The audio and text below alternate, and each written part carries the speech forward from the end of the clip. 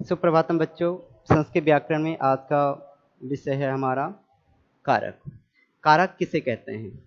अर्थात संज्ञा या सर्वनाम शब्दों के जिस रूप से वाक्य का संबंध जोड़ा जाता है, मुख्य रूप से क्रिया, उन्हें हम कारक चिन्ह कहते हैं।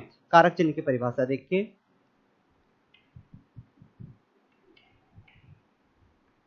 कारक किसे कहते हैं?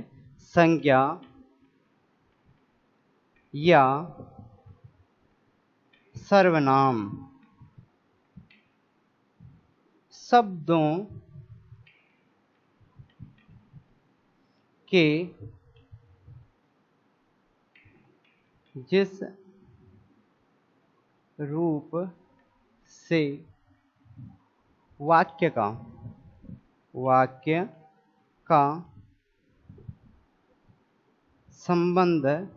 जाता है,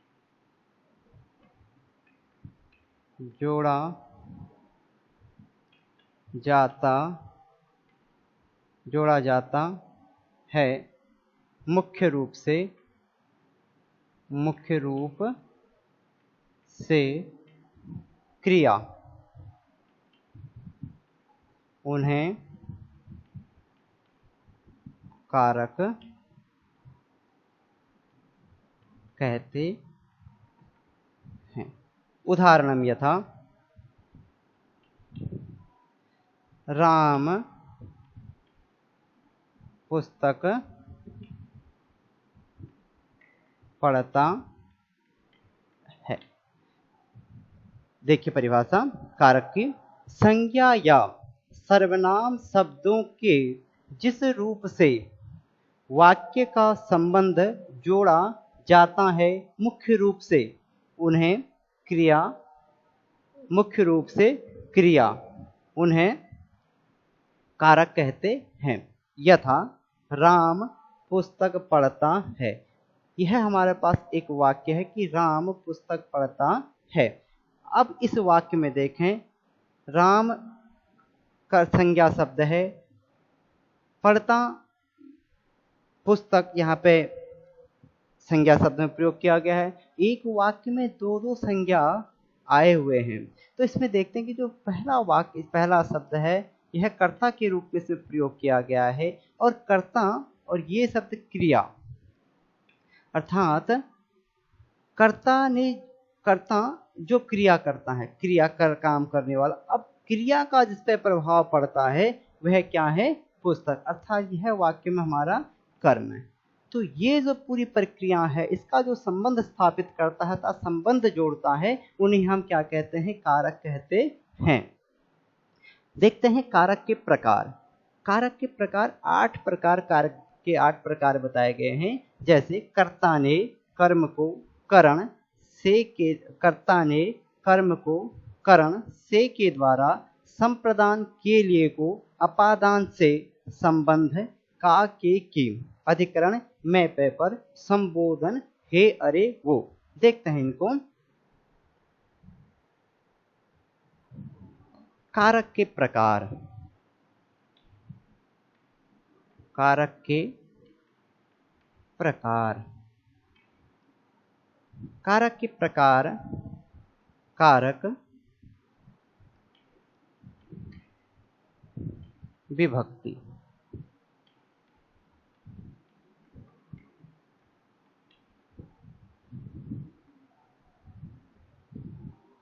पहला देखिए, कर्ता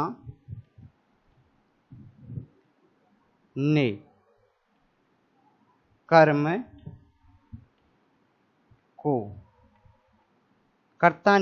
को करण से के द्वारा, कर्ता ने कर्म को करण से के द्वारा संप्रदान के लिए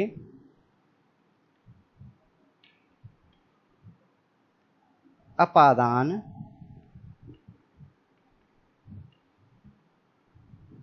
से संबंध, का के की। अधिकरण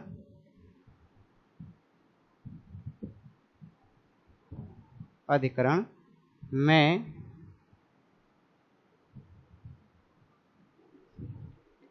पर संबंध संबोधन संबोधन हे अरे भो। कारक के 8 प्रकार हैं। पहला, कर्ता ने कर्म को करण से के द्वारा संप्रदान के लिए अपादान से संबंध का के की। अधिकरण मैं पे पर संबोधन हे अरे वो। ये कारक के 8 प्रकार बताए गए हैं।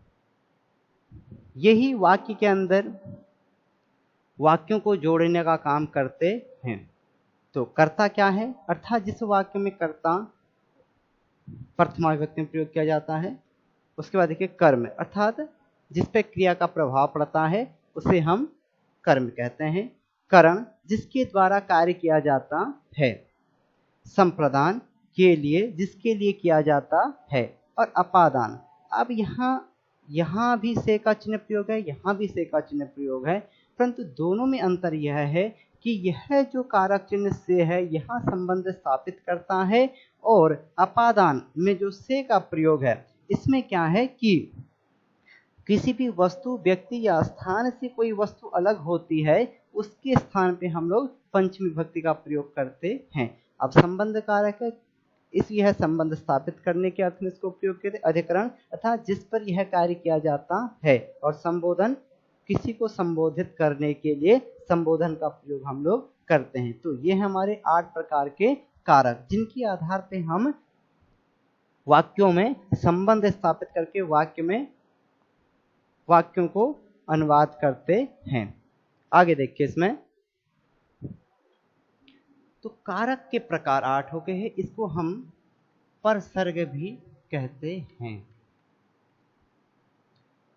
अब इनको उदाहरण से स्पष्ट करते हैं।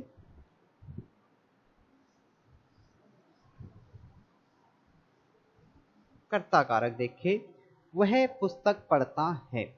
वह पढ़ता है। यह सामान्य वर्तमान काल में प्रयोग किया गया है, तो यहाँ पे ने चिन्ह का प्रयोग नहीं किया गया है, परंतु ये बनेगा सह पठति। कर्ता के हिसाब से क्रिया का प्रयोग करते हैं तो सह पठति। दूसरा वाक्य देखिए, मैं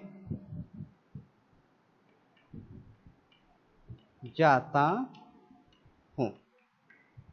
वर्तमान का काल का है अहम गच्छामि।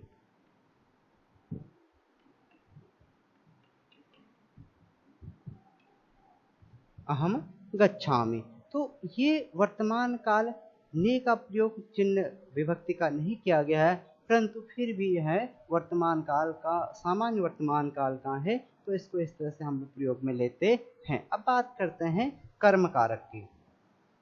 कर्म कारक का विभक्ति चिन्ह है को। कर्म विभक्ति चिन्ह है को। इसमें देखिए, जैसे वह पुस्तक को पढ़ता है, तो कर्ता, इसमें क्रिया का प्रभाव कर्ता में पड़ता है और कर्ता का प्रभाव क्रिया। तो हमारा कर्ता शब्द हो गया वह, पुस्तक शब्द हो गया कर्म, क्रियापद। एक ये ध्यान, मैंने पहले भी आप लोग को बताया था कि कर्ता के अनुसार क्रिया का प्रयोग करते हैं और कर्म में कारक प्रयोग। तो यहाँ देखेंगे कर्ता ने कर्म को, अर्थात द्वितीय विभक्ति का, कर्म में द्वितीय विभक्ति का प्रयोग करते हैं, तो बन जाएगा सह पुस्तकम पठति। दूसरा उदाहरण देखिए, तृतीय विभक्ति का प्रयोग करेंगे।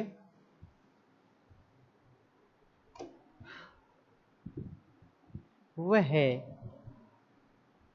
मुख से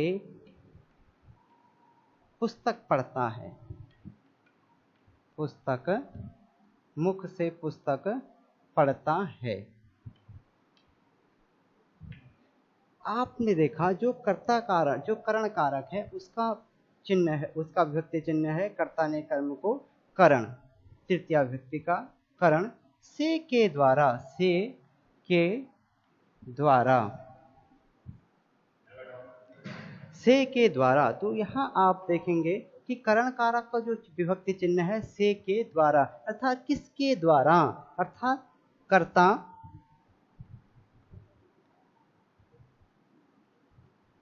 क्रिया, ये हमारा यहाँ पे देखिए मुख से, अर्थात यह हमारा करण कारक है, से का प्रयोग किया गया है, अर्थात मुखों के द्वारा। तो यहाँ पे तृतीया का प्रयोग करेंगे, सह मुखेन पुस्तकम, पुस्तकम, सह है तो पठति का प्रयोग करेंगे। ये हमारा तृतीया का प्रयोग था। अब चतुर्थी का बात, चतुर्थी विभक्ति देखिए, कर्ता ने कर्म को करण से के द्वारा संप्रदान, संप्रदान, संप्रदान की विभक्ति का चिन्ह है के लिए, के लिए।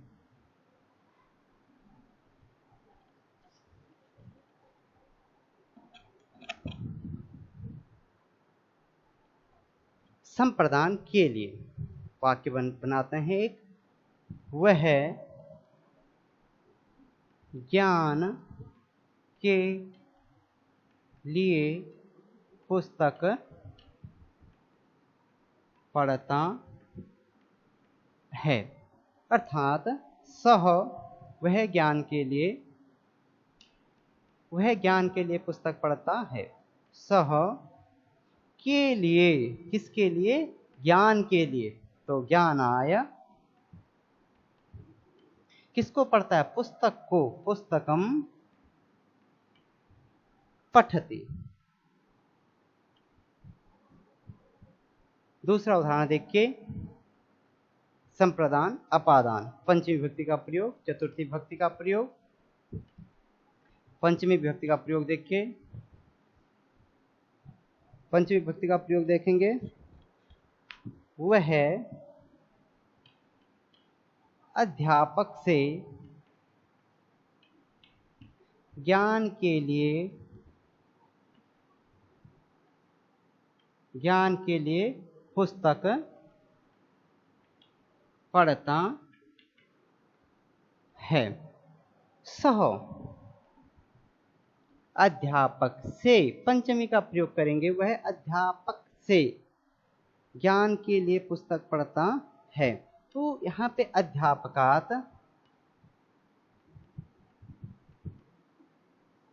ज्ञान के लिए, ज्ञानाय पुस्तकम पठति।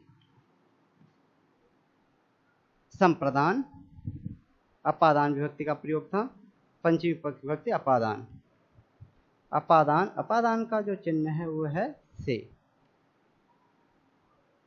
अगली जो विभक्ति है उसमें षष्ठी विभक्ति का प्रयोग करेंगे।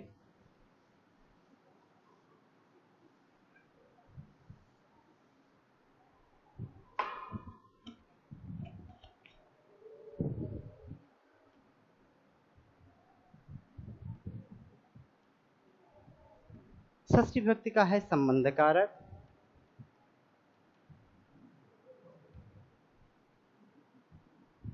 संबंध का है का, के, की। तो इसमें देखेंगे कि वह ज्ञान के लिए, वह अध्यापक से, अध्यापक से ज्ञान के लिए, ज्ञान के लिए, ज्ञान के लिए, वह अध्यापक से ज्ञान के लिए वह अध्यापक से ज्ञान के लिए संस्कृत पुस्तक वह अध्यापक से संस्कृत ग्रंथ को पढ़ता संस्कृत ग्रंथ को पढ़ता है।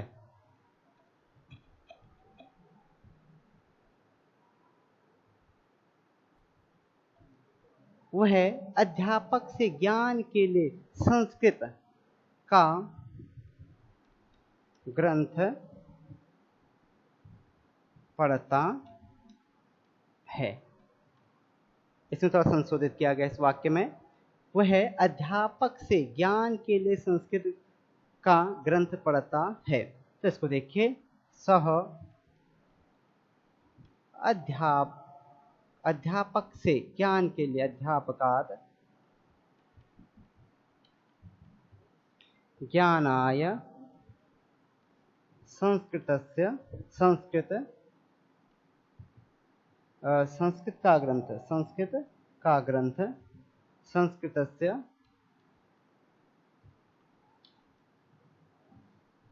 ग्रंथम पठति। अर्थात षष्ठी विभक्ति का प्रयोग किया गया है। वह अध्यापक से ज्ञान के लिए संस्कृत का ग्रंथ पढ़ता है। तो इसी प्रकार हम लोग षष्ठी का प्रयोग किया गया था, इसी प्रकार हम सप्तमी और संबोधन का भी प्रयोग करते हैं। तो ये आप लोगों को संबंध कारक 8 प्रकार के जो विभक्तियां हैं इनका प्रयोग अभी करके आपको दिखाया। आप लोगों को इस तरह से अभ्यास करना है। धन्यवाद।